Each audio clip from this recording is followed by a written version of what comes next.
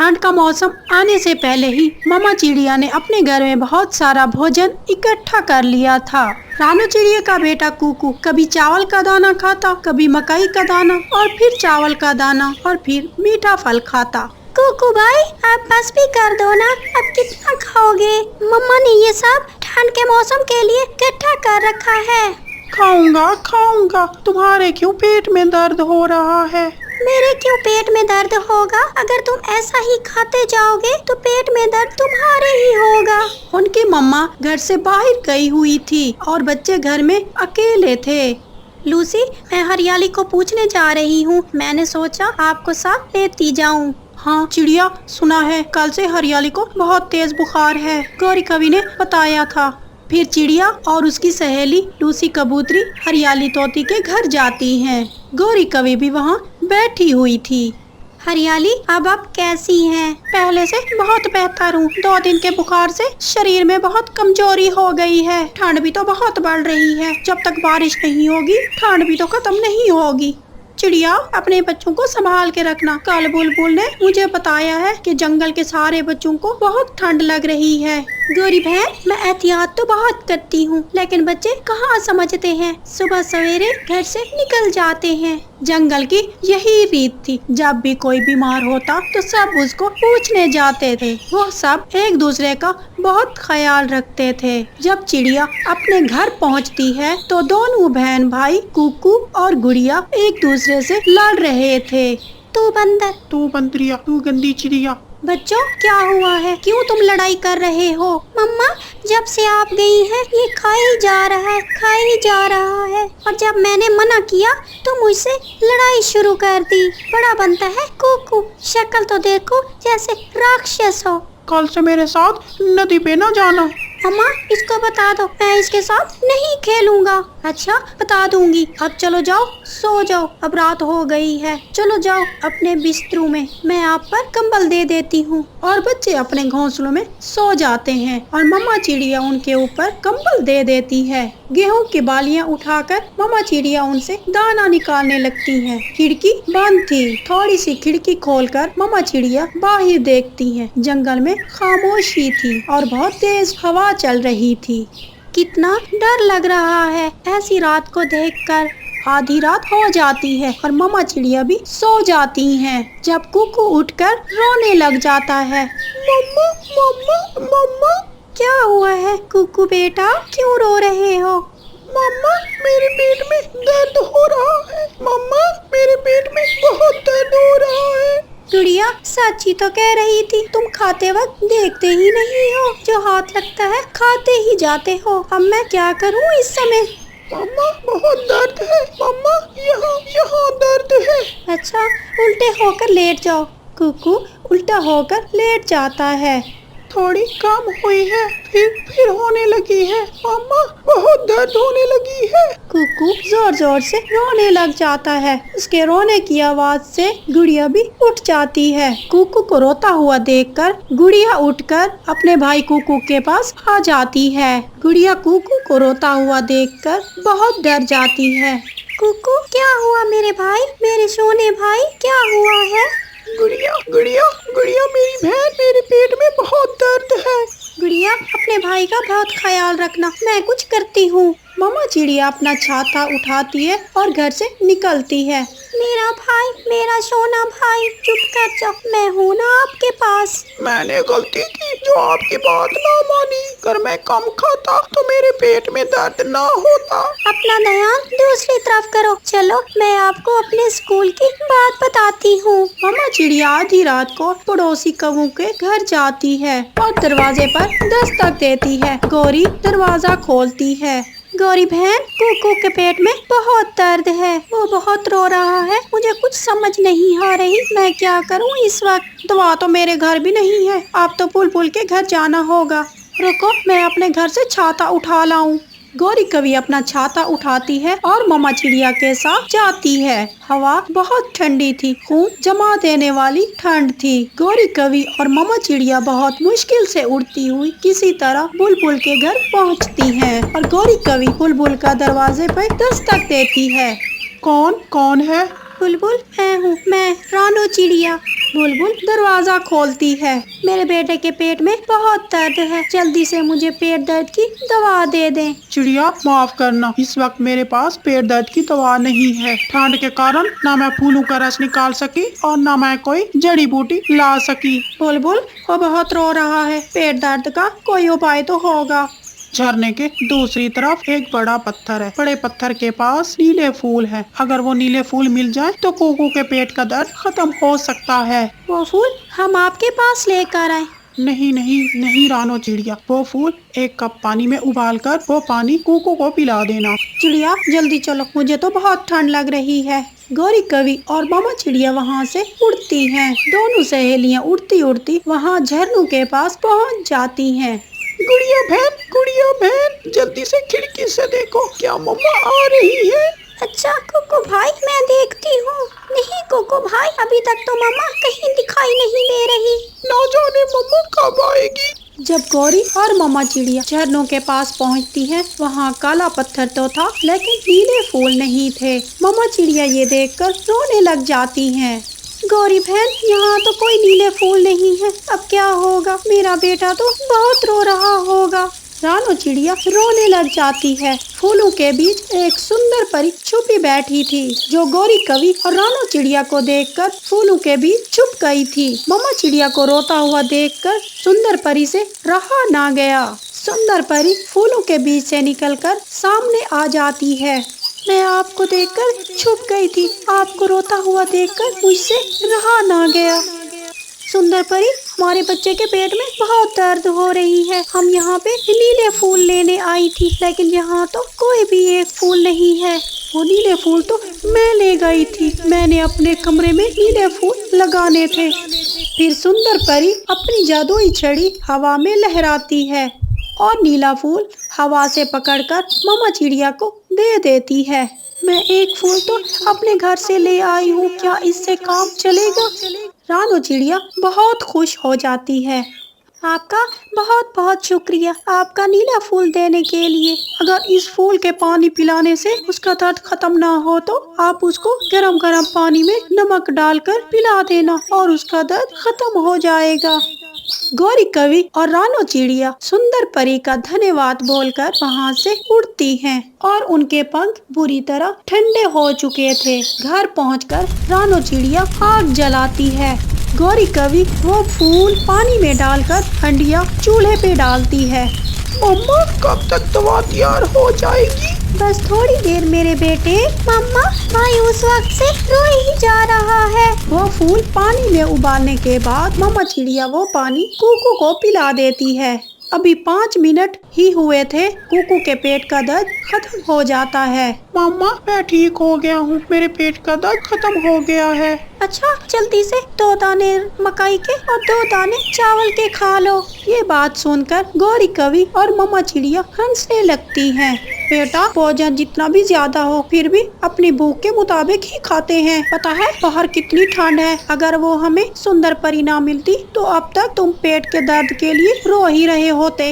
Aunty मैं बहुत शर्मिंदा हूँ, आपको मेरी वजह से, आपको और मेरी मम्मा को मेरी वजह से ठंड में जाना पड़ा है। सॉरी मम्मा, सॉरी आंटी। फिर मामा चिड़िया कुकू को अपने गले से लगा लेती है। जंगल के सब पक्षी बहुत खुश थे क्योंकि अगले दिन साल 2025 शुरू होने वाला था। अरे क्यों ना हम सब इस नए साल की खुशी में एक पार्टी रखें। अरे क्यों नहीं, रानो बिल्कुल ठीक कह रही है, हम पार्टी रखते हैं ना कल शाम में। अच्छा तो सब बता दें कि कौन क्या लाएगा। मैं तो स्वादिष्ट खीर बना कर लाऊंगा।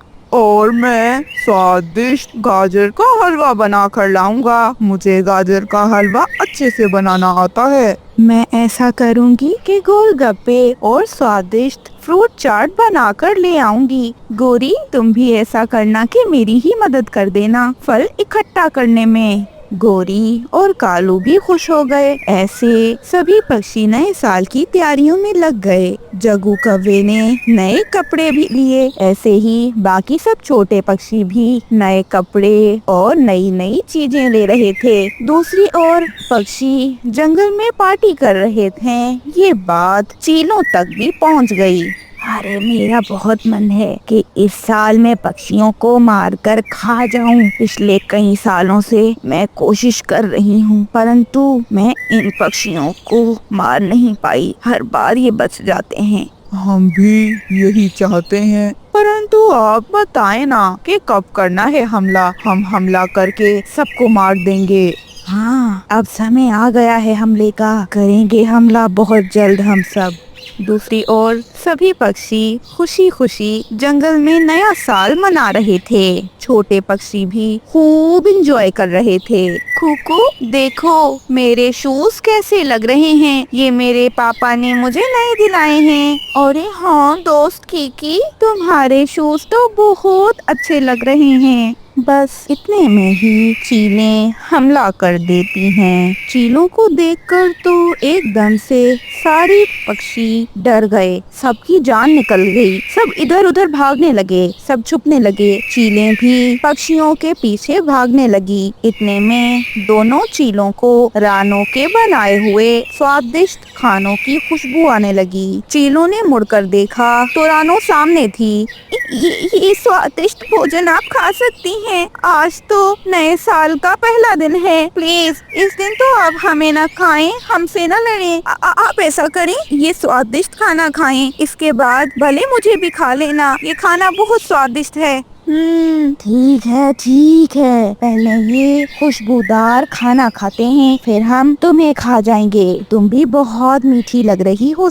सब पक्षी छुपकर ये सब देख रहे थे। गोरी कालू से कहती है, कालू मुझे तो लगता है आज हम रानो चिड़िया को मरता हुआ देखेंगे। रानो का दिमाग तो खराब नहीं हो गया, जो इन चीलों को खाने खिलाकर बाद में खुद को खिलाने की बातें कर रही है। गोरी, मुझे बहुत डर लग रहा है। पता नहीं रानो को क्या हो गया। ये क्या कर रही है। इसके बच्चे भी हैं। कुकू और गुड़िया भी कबूतर के साथ छुपे थे। वह भी ये सब देख रहे थे और रो रहे थे। पता नहीं मम्मा को क्या हो गया है, भारी चील खा जाएंगी मम्मा को। गुड़िया, तुम हौसला रखो, माँ बहुत समझदार है। बेटा, तुम्हारी माँ समझदार है, परंतु तुम्हारी माँ से ज्यादा समझदार ये चीलें हैं। पहले ये मजे से खाना खाएंगी, उसके बाद तुम्हारी माँ को खाएंगी। नहीं, ऐसा ना बोले कबूतर अंकल। मेरी मम्मा तो बहुत अच्छी है, और अगर मम्मा को कुछ हुआ तो हम भी जी नहीं सकते। दूसरी चील को यकीन न आ रहा था कि कोई चिड़िया इतनी बेवकूफ है। इतनी बेवकूफ चिड़िया मैंने पहली बार देखी है साथी चील। देखो देखो कैसे अपना भोजन भी लाई है और खुद को भी खिला रही है। अरे तुम भी बाकियों की तरह भाग जाती, बेवकूफ कहीं की। अरे भाषण ना दो, खाना खाओ खाना। आज तो मजे से खाना, फिर इसका मांस खाएंगे। दोनों चीलें खाना खाने लगी। खाना खाते ही दोनों फौरन से तड़पने लगी। अरे चालाक चिड़िया, क्या मिलाया था तूने खाने में? मेरी जान निकल रही है। मुझे भी बहुत दर्द हो रहा है। मेरी सांस रुक रही है। सब पक्षी भी सामने आ गए। रानो खुशी से बोली, इसमें जहर था। तुम दुष्ट पक्षियों के साथ यही होना चाहिए। जालिम चील हम मासूमों पर जुल्म कर रही थी। नए साल की खुशी में हम सब ने पार्टी रखी थी, परंतु तुमने सब खराब कर दिया। तुम्हारे साथ यही होना चाहिए। अरे वाह वाह रानो, तुम बहुत समझदार हो सच में। अब हमें चीलों से डरने की कोई जरूरत नहीं। अब इनका किस्सा खत्म। दोनों चीलें मर गई और फिर रानो ने अपने बच्चों को गले से लगा लिया। अरे बच्चों, डरने की बात नहीं है, अब ये चीलें मर चुकी हैं।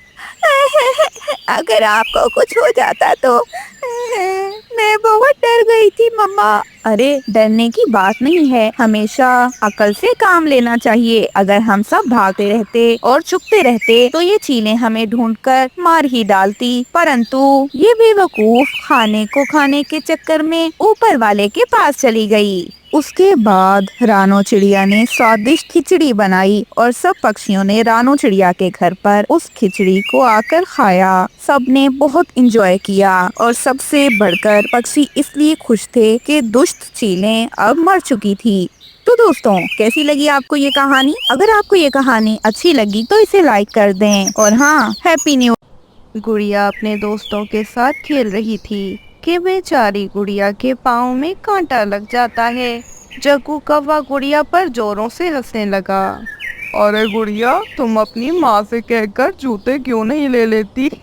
ये गरीब है, इसीलिए नहीं ले सकती ये जूते। मुझे पता है गरीब चिड़िया। किकी चलो हम अकेले में खेलते हैं, इसे रोने दो यहीं। मेरे पाँव में बहुत दर्द हो रहा है, मुझे मेरे घर छोड़ाओ या मेरी माँ को बुला दो कोई। कीकी और जग्गू गुड़िया की बात पर ध्यान न देते हुए वहाँ से चले जाते हैं। थोड़ी देर बाद वहाँ पर एक बुलबुल आती है। गुड़िया को ऐसे जख्मी देखकर फौरन से वह उसकी माँ के पास जाती है। तुम्हारी बेटी गुड़िया जख्मी है, उसके पाँव में चोट आ गई है, तुम जाओ जल्दी। रानो फौरन से अपनी बेटी गुड़िया के पास आती है। बेटा क्या हुआ तुम्हें? इतनी जोर से चोट कैसे लग गई? तुम्हारे पाँव से तो बहुत खून निकल रहा है। मम्मा जल्दी प्लीज मुझे घर ले चले, मुझे बहुत दर्द हो रहा है, मुझे कांटा लगा है पाँव में। फिर गुड़िया की माँ उसे अपने साथ घर ले आती है। माँ मुझे जूते क्यों नहीं लेकर देती हैं आप? हर दूसरे दिन मेरे पाँव में कोई ना कोई चीज लगती रहती है, सब मेरा मजाक उड़ाते हैं, सब मुझ पे हंसते हैं। आपको पता है जग्गू कौवा मुझ पे बहुत हंस रहा था। बेटी मैं गरीब हूँ, मैं अगर अमीर पक्षी होती तो तुम्हें नए सैंडल जरूर लेकर देती। बस फिर ऐसे कुछ दिन बाद रानो चिड़िया अपनी माँ वाले जंगल जाती है। वहाँ रानो चिड़िया अपनी माँ को सारी बात बताती है। बेटी तेरे बचपन के जूते पड़े हैं मेरे पास, मैं तुझे देती हूँ, वह गुड़िया को पहना देना, फिर ऐसे गुड़िया खुश हो जाएगी। रानो अपनी माँ की बातें सुनकर बहुत ज्यादा खुश हो जाती है। माँ बहुत बहुत शुक्रिया, मुझे तो याद ही नहीं था कि मेरे बचपन के जूते पड़े हैं, मेरी गुड़िया के अभी काम भी आ सकते हैं वे जूते। आप बहुत समझदार हैं और मेरा तो अभी इस उम्र में दिमाग ही नहीं चलता, मुझे तो कुछ याद नहीं रहता। बस फिर क्या था, फिर रानो जूते लेकर अपने घर पहुँच जाती है। गुड़िया जब जूते पहनती है तो उसे वे पूरे ही न थे, जूते तो बहुत छोटे थे। माँ मुझे तो ये जूते पूरे ही नहीं, ये तो बहुत छोटे हैं। रानो ये सुनकर रोना ही शुरू कर देती है। अब मैं क्या करूँ, मेरे पास पैसे नहीं है, वरना मैं तुम्हें नए जूते ले देती। कोई बात नहीं माँ, आप रोना तो बंद कर दें प्लीज, मैं ऐसे ही ठीक हूँ, मुझे नहीं चाहिए कोई जूते वगैरह। इतने में दरवाजे पर जोरों से दस्तक होने लगी। रानो चिड़िया ने घर से बाहर देखा तो एक बूढ़ी फाफ्ता थी। फाफ्ता बहुत कमजोर लग रही थी और फिर फाफ्ता आहिस्ता से रानो से कहती है, बेटी मैं भूखी हूँ, बेटी मुझे बहुत भूख लगी है, मुझे कुछ खाने को दे दे, ऊपर वाला तेरा भला करेगा। रानो चिड़िया के पास ज्यादा भोजन तो नहीं था, परंतु रानो के पास जो भोजन था वो वह उस फाख्ता को दे देती है। फाख्ता वह भोजन खा लेती है। उसके बाद रानो चिड़िया उस फाख्ता को पानी पिलाती है। पानी पीने के बाद फाख्ता रानो चिड़िया को एक स्टिक देती है। ये ले लो बेटी, इस स्टिक को घुमाकर तुम जो कहोगी वह तुम्हारे सामने होगा। ये स्टिक कोई मामूली स्टिक नहीं है बेटी, ये एक जादुई स्टिक है। रानो चिड़िया ने कुछ कहने के लिए अपना मुंह खोलना चाहा, इससे पहले ही फाख्ता गायब हो गई। रानो घर में आ गई और उसने उस स्टिक को घुमाकर कहा, स्टिक मुझे बिरयानी खानी है, जल्दी से मेरे सामने एक प्लेट बिरयानी ले आओ। उसी पल बिरयानी सामने थी। गुड़िया तो खुशी से पागल हो रही थी। ये वाओ मम्मा, अब हम खुशी से रहेंगे, अब हमें किसी चीज की चिंता नहीं। माँ अब तो मैं नए जूते भी ले सकती हूँ और माँ अब तो हमें भोजन की भी दिक्कत नहीं होगी और तो और हम नया घर भी बना सकते हैं। माँ अब हम इस जंगल के सबसे अमीर पक्षी बन जाएंगे। नहीं बेटी, हमें इस जंगल का सबसे अमीर पक्षी बनने का कोई लालच नहीं। मैं चाहती हूँ कि मैं बाकी पक्षियों की भी मदद करूँ। ऐसे बहुत से पक्षी हैं जो कि बहुत गरीब हैं। हम उन गरीब पक्षियों की मदद करेंगे। और बेटा गुड़िया, कभी भी लालच नहीं करना। और ये बात आपने बिल्कुल गलत की कि हम सबसे अमीर बनेंगे। हमें नहीं बनना सबसे अमीर। हम जैसे हैं ठीक हैं। बस हमें जिस चीज की जरूरत होगी हम वो चीज इस जादुई स्टिक से ले लेंगे। बस अब रानो अपनी बेटी के लिए जूते भी मांगती है। रानो बहुत से पक्षियों की मदद भी करती है और खुद भी बहुत खुशी से रहती है। रानो चिड़िया दिल की बहुत अच्छी थी, इसीलिए वह स्टिक हमेशा रानो के पास रहती है और रानो कभी भी उस स्टिक का गलत इस्तेमाल नहीं करती। पड़ोसन गोरी कभी भी रानो के घर आती जाती रहती थी और रानो उसकी भी मदद करती, उसे भी हर वो चीज देती जो उसका बेटा कहता। ऐसे जग्गू भी बहुत शर्मिंदा था क्योंकि उसने एक समय में गुड़िया का बहुत मजाक उड़ाया था।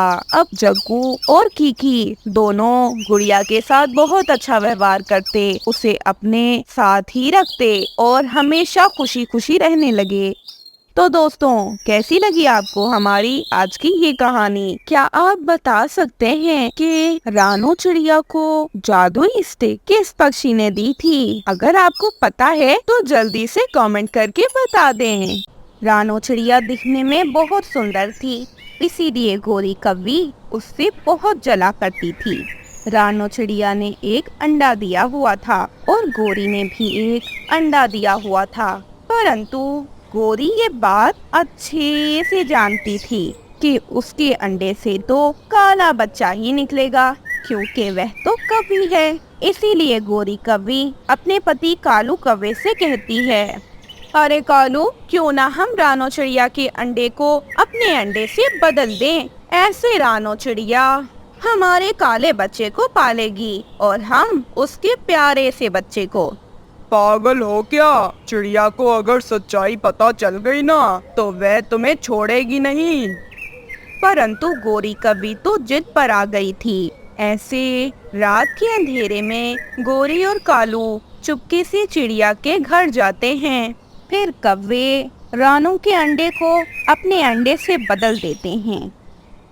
ऐसे अब कुछ दिन बीत जाते हैं। गोरी कव्वी के अंडे से बहुत प्यारा चिड़ा निकलता है। सभी पक्षी गोरी के घर जमा थे। सभी हैरान थे कि कौवों का बच्चा इतना प्यारा कैसे हो गया। दूसरी ओर बेचारी रानो चिड़िया, उसका बच्चा बहुत काला था क्योंकि वह कव्वी का बच्चा जो था।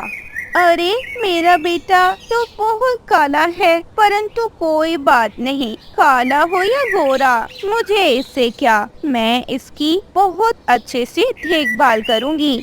जो पक्षी भी रानो के घर आता और उसके बच्चे को देखता तो मजाक ही बनाता। एक दिन कबूतरी रानो के घर आती है।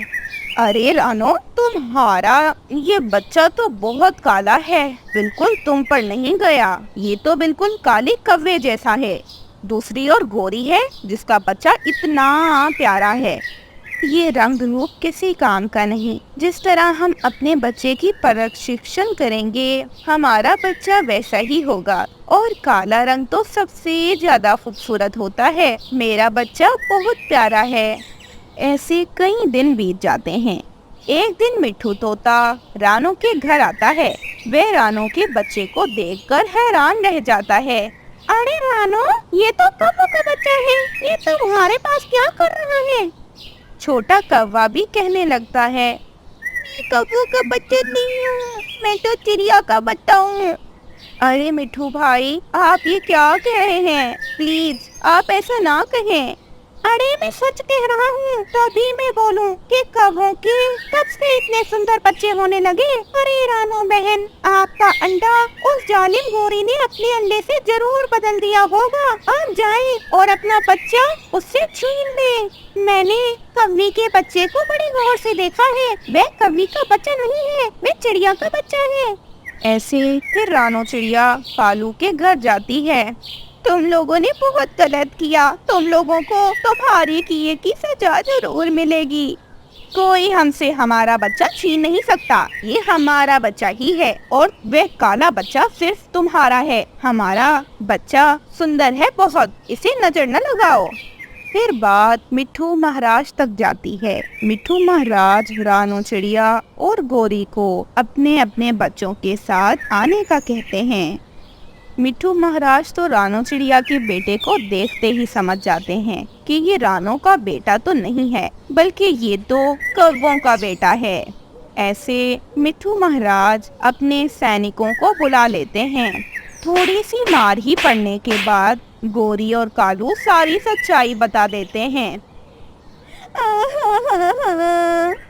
असल में मैं चाह नहीं रही थी कि मैं काले बच्चे की परवरिश करूं। मुझे रानो बहुत सुंदर लगती है, इसीलिए मुझे उससे जलन होती थी। इसीलिए मैंने सोचा कि क्यों ना मैं उसके अंडे को अपने अंडे से बदल लूं। कालू ने मुझे पहले मना किया, परंतु फिर उसने भी मेरा साथ दिया और हमने रानो के अंडे को अपने अंडे से बदल लिया। परंतु मुझे माफ कर दे, मुझसे गलती हो गई। कालू, तुम मांगो ना माफी मिट्ठू महाराज से। और मिट्टू महाराज, माफ कर दे मुझसे और गोरी से बहुत बड़ी गलती हो गई। हमें ऐसा नहीं करना चाहिए था। आप ऐसा करें, हमें हमारा बच्चा ही दे दें।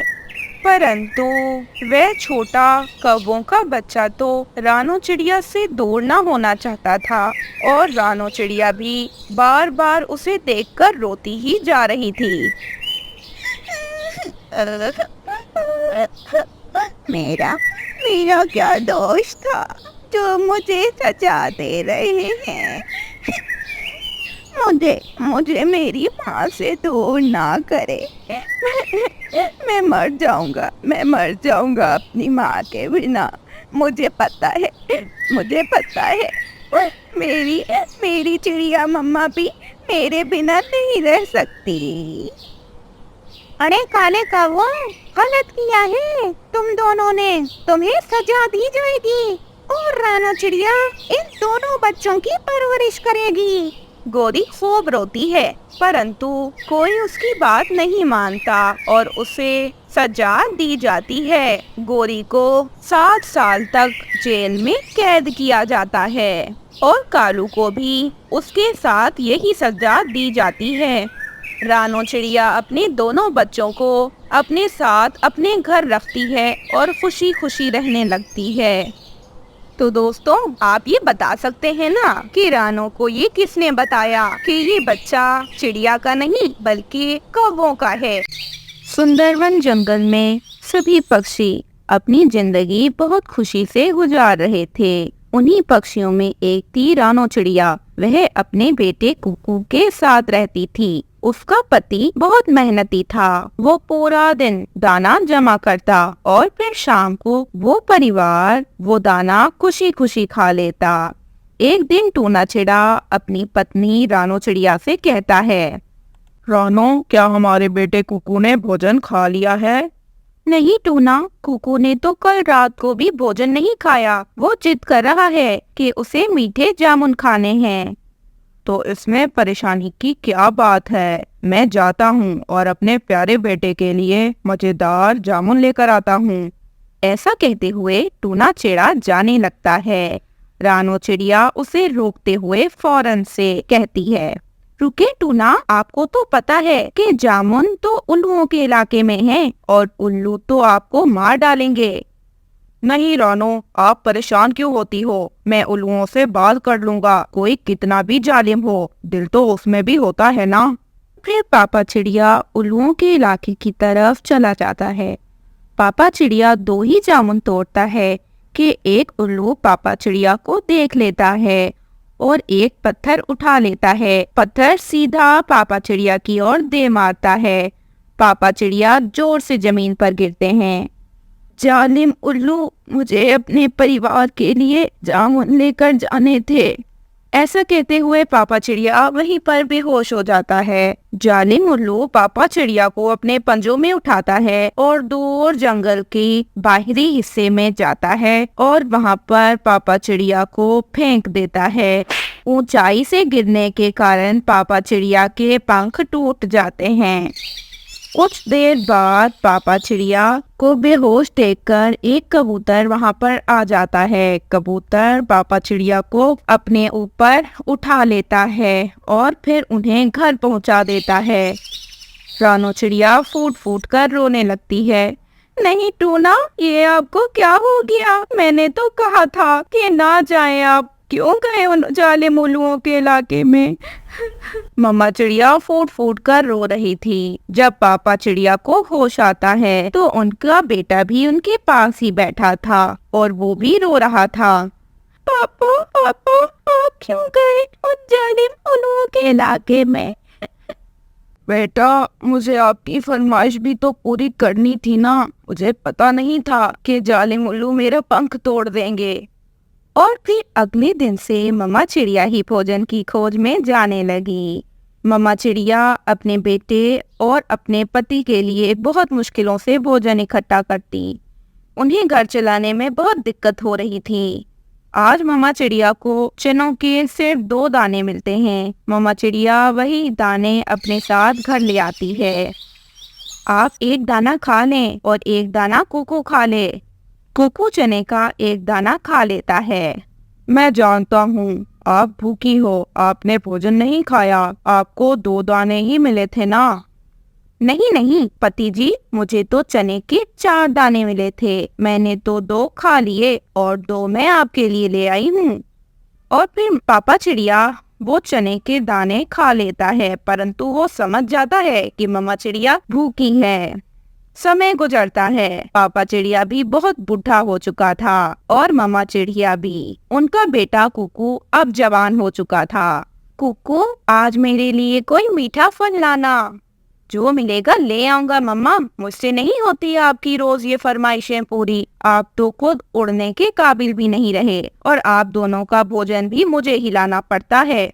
एक दिन कुकू जब अपने घर आता है तो उसके साथ एक सुंदर सी चिड़िया भी थी, जिसे देखकर उसकी मम्मा कहती है, अरे बेटा, ये चिड़िया कौन है? कुकू कुछ कहता इससे पहले ही सुंदर चिड़िया कहती है, कुकू की पत्नी हूँ मैं। कुकू ने मुझसे आज ही शादी कर ली है। कुकू, तुम्हारा घर तो बहुत छोटा है, इसमें ये दोनों तुम्हारे बूढ़े माता पिता रहेंगे या फिर मैं रहूंगी? बेटा कुकू, आपने हमें बताया भी नहीं और शादी कर ली। क्या हमारी आपकी नजर में कोई अहमियत नहीं है?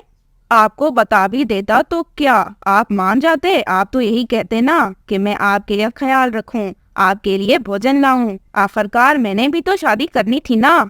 कुकू की पत्नी कुछ समय बाद एक अंडा दे देती है और फिर वह एक दिन रात को कुकू से कहती है, कुकू, अगर तुम इन दोनों बूढ़ों को यहाँ से नहीं निकाल सकते तो मुझे बता दो, मैं इस अंडे को लेकर जल्दी जाऊँ। मुझसे नहीं रहा जाता तुम्हारे बूढ़े माता पिता के साथ। इन्हें कह दो कि यहाँ से चले जाएं। अब ये हमारा घर है। अब तो ये बूढ़े हो चुके हैं, इन्होंने तो अपनी जिंदगी गुजार ली है। कुकू, मेरी बात मानो तो अपने माता पिता को ओल्ड एज होम छोड़ाओ।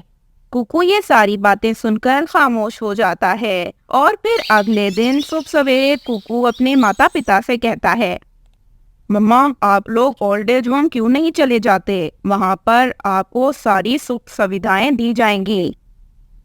यही दिन रह गया था, यही दिन दिखाना था ना कुकू। इस दिन के लिए ही पाला था। हाँ, इसी दिन के लिए तुम्हें हमने पाला पोसा था।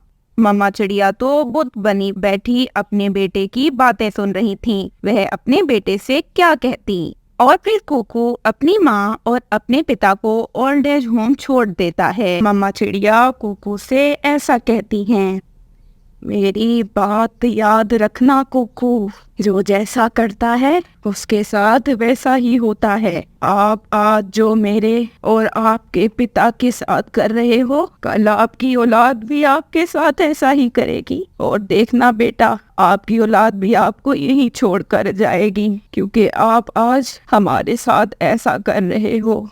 मम्मा चिड़िया और पापा चिड़िया बहुत बीमार रहने लगते हैं। उन्होंने तो अब ठीक से भोजन खाना भी छोड़ दिया था। मम्मा चिड़िया एक दिन अपने पति से कहती हैं, कुकू के पापा, कुकू ने हमारे साथ बहुत गलत किया। मैंने अपने बेटे की ऐसी प्रशिक्षण तो न की थी।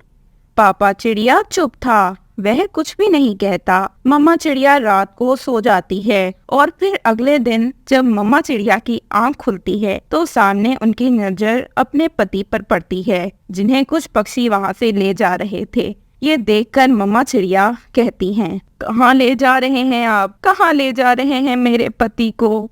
और फिर मम्मा चिड़िया को ये बताया जाता है कि उसका पति उसे छोड़कर इस दुनिया से हमेशा हमेशा के लिए चला गया है। मम्मा चिड़िया न रो रही थी और न कुछ कह रही थी, क्योंकि शायद आज उसके पति के साथ वो भी मर गई थी। कुकू के साथ क्या होगा ये तो समय ही बताएगा, परंतु जो कुकू ने अपने माता पिता के साथ किया उसकी सजा तो उसे आने वाली जिंदगी में मिलकर रहेगी। पार्लर वाली गोरी खबरी को जरा भी मेकअप करना नहीं आता था, परंतु उसे पैसा कमाने का बड़ा शौक था। उसने लोकल प्रोडक्ट लिए हुए थे और उनसे ही वो लोगों को जैसा तैसा मेकअप कर देती थी। और अगर बाद में किसी पक्षी की स्किन खराब हो जाए तो गोरी तो उससे लड़ाई करना ही शुरू कर देती थी। गोरी अपने पार्लर में बैठी थी कि रानो चिड़िया अपनी बेटी गुड़िया को लिए वहाँ आ जाती है। आज मेरी बेटी को देखने के लिए रिश्ते वाले आ रहे हैं, आप इसे बहुत सुंदर सा तैयार कर दीजिएगा और बता भी दें कि आप कितने पैसे लेंगी। तुम्हारी बेटी पर तो बहुत मेल है, इसे तैयार करने में तो पूरा घंटा लग जाएगा। इसे देखकर तो लगता ही नहीं कि ये कभी पार्लर से तैयार हुई हो, लगता है जिंदगी में पहली बार आई है पार्लर। खैर, तुम लोग मेरे जानने वाले हो, इसीलिए मैं तुमसे कम दाम लूंगी, परंतु आप बता तो दें कि आप कितने पैसे लेंगी।